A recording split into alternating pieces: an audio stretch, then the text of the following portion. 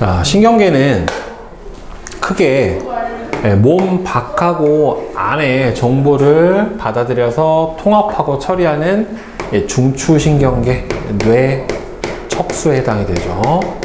그 다음에는 정보를 중추신경계에 전달하고 중추신경계의 명령을 반응기관으로 전달하니까 이게 보면은 중추신경계에 전달하고 이게 구심성 뉴런이에요. 예, 기능적으로 보면은 보통 우리가 감각 뉴런이라고 하는 부분에 해당이 되는 거고, 그 다음에 기관으로 전달하는 여기가 바로 원심성 뉴런에 해당이 되는 거죠. 운동 뉴런이라고 하는 말초신경계로 구분이 됩니다.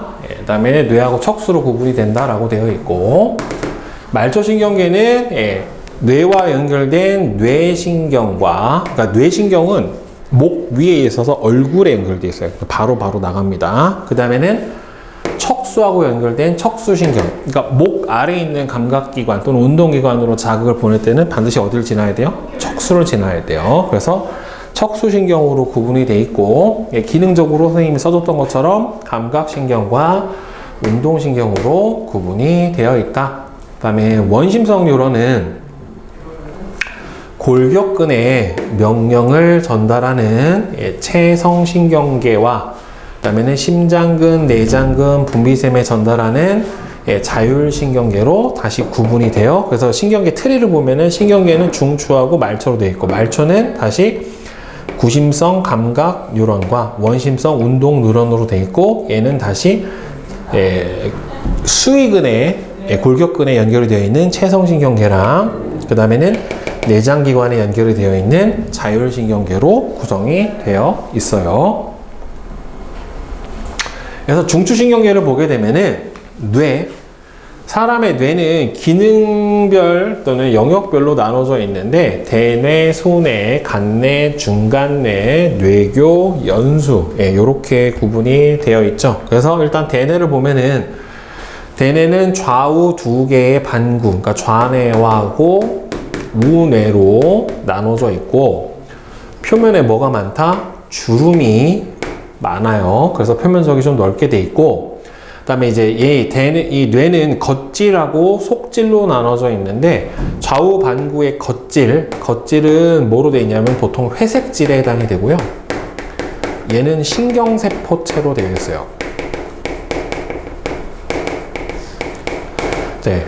그래서 받아들이는 경로와 명령을 전달되는 경로가 좌우가 나중에 교차돼요. 교차되는 곳이 어디서 교차가 되냐면은 연수에서 교차가 일어나게 됩니다. 그러니까 좌뇌하고 우뇌에서 신경이 이렇게 내려와서 교차되는 여기가 어디다?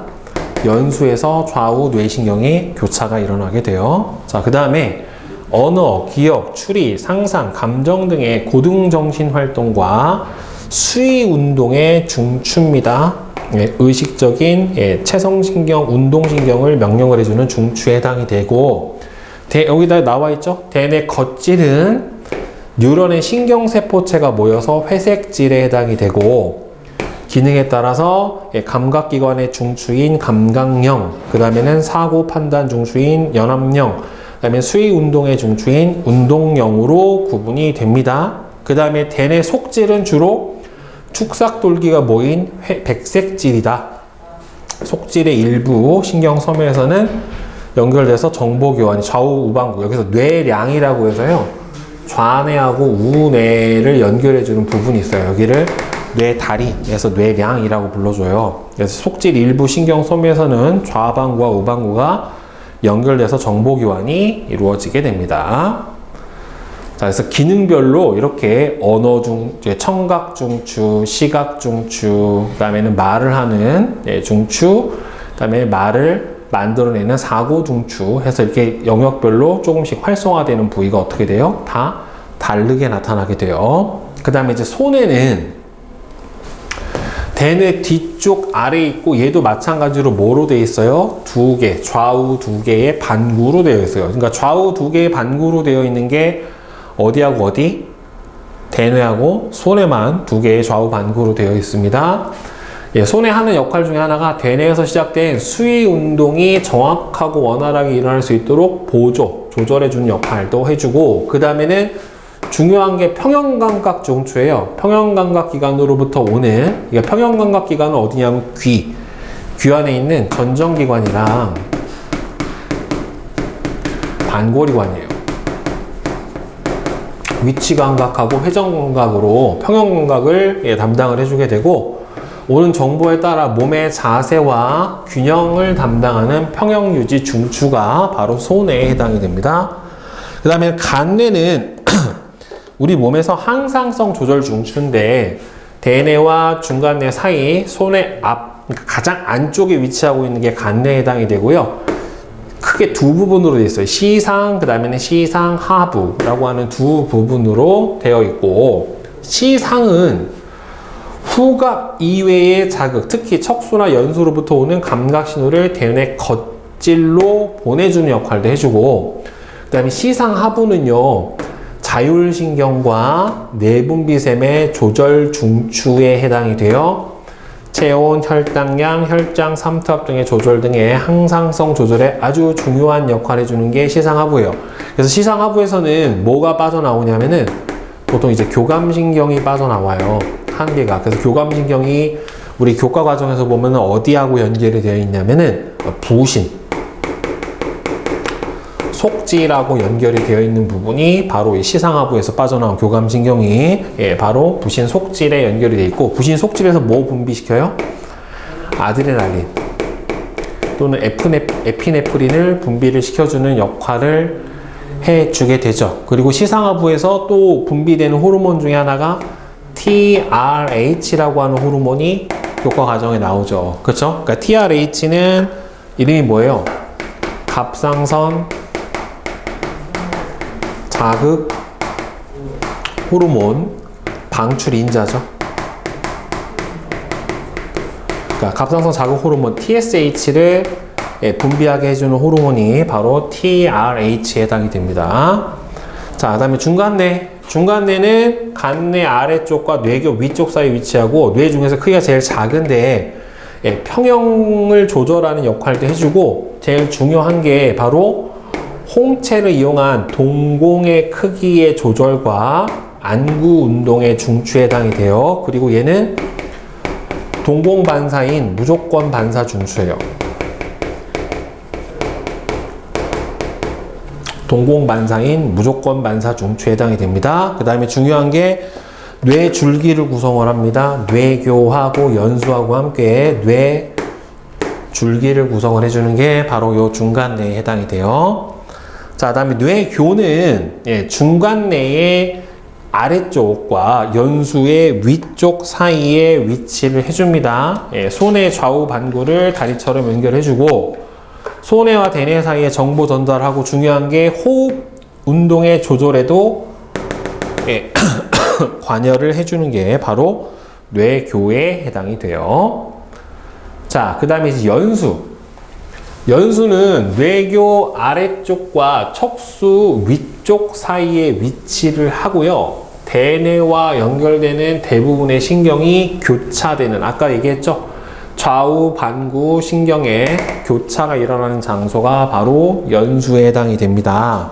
그 다음에 심장박동 중추, 호흡운동 중추, 소화운동 중추, 소화액 분비 중추 등 생명활동 조절에 굉장히 중요한 역할을 하는 중추에 해당이 되고, 기침, 재채기, 하품, 침 분비와 같은 얘도 무조건 반사 중추에 해당이 돼요.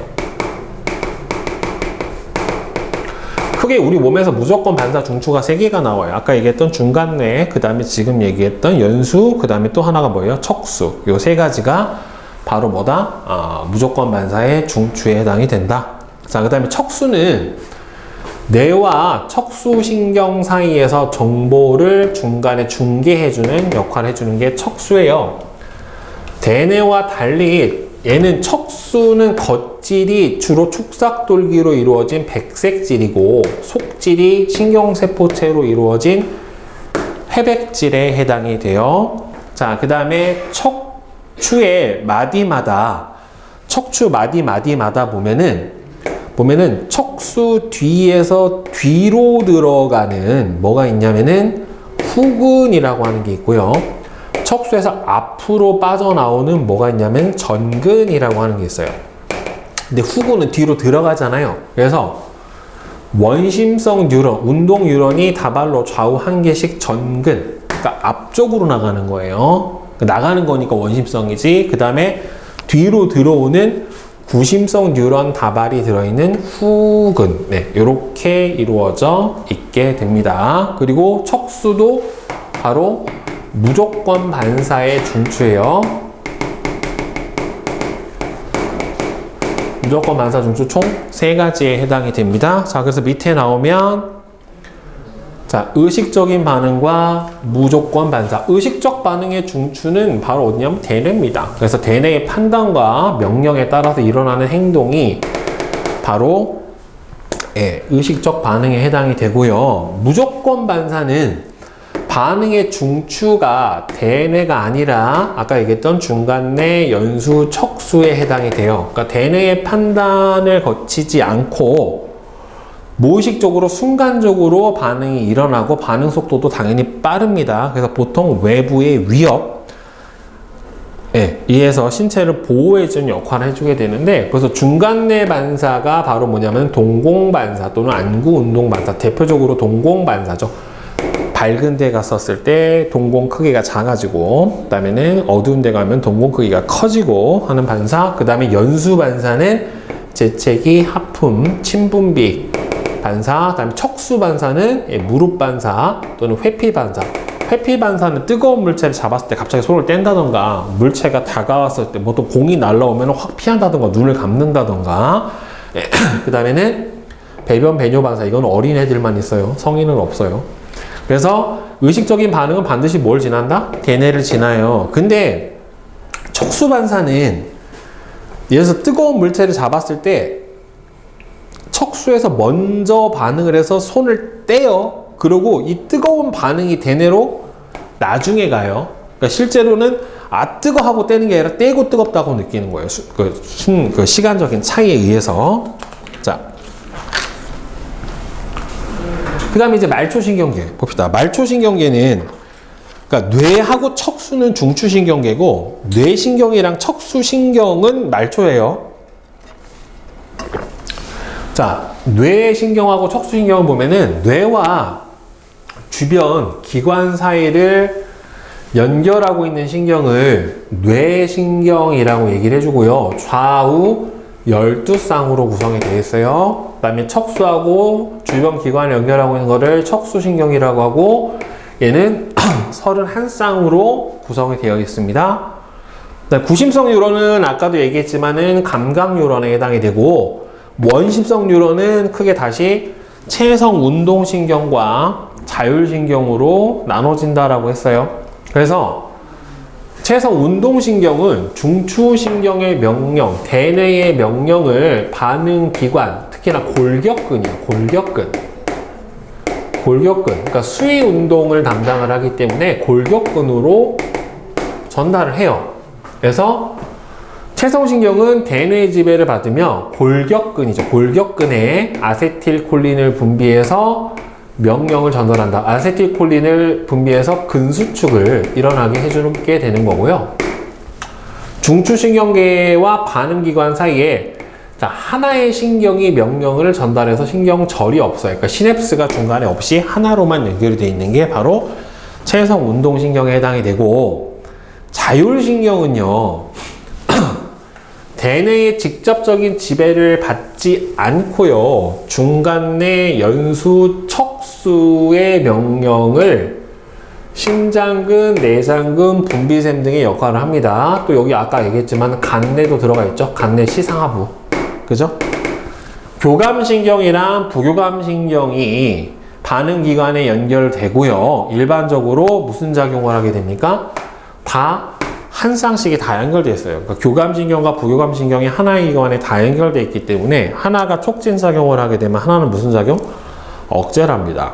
그래서 서로 반대작용으로 하나의 항상성을 조절해 주기 때문에 바로 뭐가 된다? 기량작용을 한다라고 얘기를 합니다. 그리고 이렇게 중간에 보면은 시냅스인 신경절이 존재를 하게 되어 있어요. 그래서 교감신경은 어디랑 연결되어 있어요? 척수랑 연결되어 있어요. 그러니까 모든 교감신경은 다 어디서 나온다? 척수에서 나옵니다. 예. 자, 그래서 신경절 이전의 뉴런의 축삭돌기 말단에서는 신경전달 물질인 아세틸콜린이 분비가 되고요. 신경절 이후 말단에서는, 그래서 여기를 앞에를 뭐라고 불러줘요? 신경절 이전 뉴런이라고 해서 절전 뉴런이라고 하고, 얘는 신경절 이후 뉴런이기 때문에 절후 뉴런이라고 합니다. 그래서 절후 뉴런 뒤에서는 뭐가 분비된다? 노르에피네프린이 분비가 돼요. 그리고 얘는 신경절 뉴런이 앞에 절전 뉴런이 절후 뉴런보다 어떻게 돼요? 짧아요. 부교감신경은 절전 뉴런이 절후 뉴런보다 깁니다. 그래서 보통 구분할 때 교감, 부교감. 그래서 글자가 세 글자니까 절전이 부교감신경이 더 길다라고 외워주면 좀 더 편합니다. 예, 중간 부교감신경은요, 보통 다 어디 연결되냐면 중추에 연결되어 있어요. 그러니까 부교감신경의 신경세포체는 중간내, 연수, 척수. 척수는 모든 교감신경이 다 나오고요. 부교감신경이 한 개가 나와요. 방광에 연결된 부교감신경이 척수에 연결되어 있어요. 척수에서도 방광에 연결된 부교감신경이 하나가 연결이 되어 있고요. 신경절 이전 이후 둘 다 아세틸콜린이 나옵니다. 절전이 절후보다 더 긴 뉴런이 바로 부교감신경에 해당이 돼요. 그래서 서로 보통 그래서 교감신경은 언제 흥분합니까? 언제 작용해요? 흥분 상태 또는 위험 상태, 긴장 상태 때는 교감신경이 작동을 하게 되고, 부교감신경은 교감신경이 흥분했던 상태를 원상태로 되돌려주는 거예요. 그래서 휴지기 또는 휴식기로 안정기로 접어들 때는 부교감신경이 작용을 해주게 됩니다. 그래서 보면은 부교감신경은 이렇게 중간내 연수, 그 다음에는 척수의 꼬리에 연결되어 있고, 나머지 모든 교감신경은 다 어디에서 나온다? 척수에서 뻗어나옵니다. 알겠죠? 그래서 작용들에 대해서는 잘 봐야 돼요. 그래서 보통은 교감신경이 긴장 상태 또는 위험 상태에서 작동을 하기 때문에 보통은 혈당량 어떻게 해줘요? 혈당량 증가시켜주고, 혈압 상승시켜주고, 호흡 촉진시켜주고, 그 다음에 심박수 올려주고, 동공 크기 확대 시켜주는 게 보통 교감신경의 작용이에요. 부교감은 이거하고 어떻게 작용해요? 정확하게 반대로 작용을 해주게 됩니다. 근데 방광은 교감신경이 작용을 하게 되면 어떻게 돼요? 수축이 아니라 이완이에요. 확장돼요. 알겠죠? 자, 그래서 교감신경에 의해서 교감신경, 부교감신경은 신경 맨 말단에서 분비되는 물질에 의해서 실제로는 연결된 내장근이 작용을 하게 된다라고 생각을 해주면 돼요. 말단 분비 물질이 뭐냐에 따라서 작용이 달라지게 되는 거고, 그 다음에 이 중요한 거는 이 자율신경계는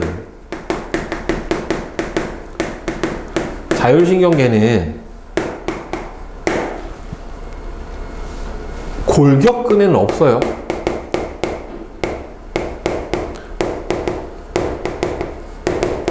골격근에는 존재하지 않아요. 내장근. 알겠죠? 여기에만 연결이 되어 있습니다. 네. 그래서 뭐 신경계 이상 작용을 보게 되면은 중추신경계 이상, 알츠하이머. 보통 이제 대뇌 기능 저하로 기억력과 인지 기능이 약화되고 운동 기능도 저하돼요. 파킨슨이 특히나 그렇죠. 중뇌에서 분비되는 알츠하이머는 보통 뭐예요? 치매에 해당이 되는 거고, 파킨슨은 중간에서 분비되는 신경전달 물질 중에서 도파민 분비 이상으로 몸이 경직돼요. 굳어요. 자세도 불안정해지고 운동 기능이 떨어지는 게 보통 파킨슨병에 해당이 됩니다. 그다음에 운동신경 이상으로 생기는 거는 근위축성 경화증, 보통 무슨 병? 루게릭병이라고 얘기를 해주는 거예요. 그래서 골격근을 조절하는 체성신경이 파괴돼서 근육이 경직되고 경련을 일으키고 점차 약해지고 마비되는 게 바로 이 루게릭병에 해당하는 근위축성 축삭 경화증에 해당이 됩니다. 오케이? 자, 그러면은 일단 먼저 2점짜리부터 한번 먼저 풀어봅시다. 네.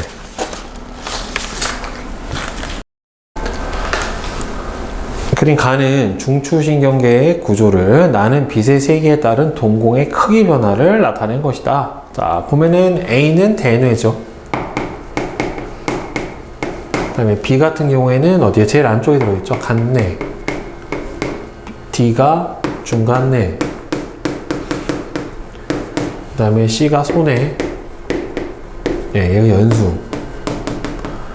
예, 이렇게 될 거고, 자, 빛의 세기가 X보다 강해지면은 동공 크기가 작아지고, X보다 커지면은 동공 크기가 커지죠. 아니, 약해지면 동공 크기가 커지죠. 그죠? 예, 동공 반사에 해당이 되는 건데, 자, 보면은 A와 C는 모두 좌우 두 개의 반구로 이루어져 있다. 그쵸? 소뇌하고 대뇌는 선생님이 좌우 두 개 반구로 되어 있다. 라고 얘기했죠. 그거 맞고, 자, B는 나에서 일어나는 반응의 중추이다. 아, 어디야? 순서가. 아, B는 나가 아니죠. 중간뇌에 해당이 되니까 어디입니까? D에서 했어야 되겠지? 설마 이 뇌를 잘못 봐서 틀린 거니? 자, 얘가 간뇌고, 제일 안쪽이 간뇌예요. 하이간. 그 다음 아래가 중간뇌예요. D와 E는 모두 뇌 줄기에 속한다. 뇌 줄기가 중간뇌, 뇌교, 연수. 여기에 해당이 되는 거죠. 그렇죠? 네. 예, 이렇게 되겠죠.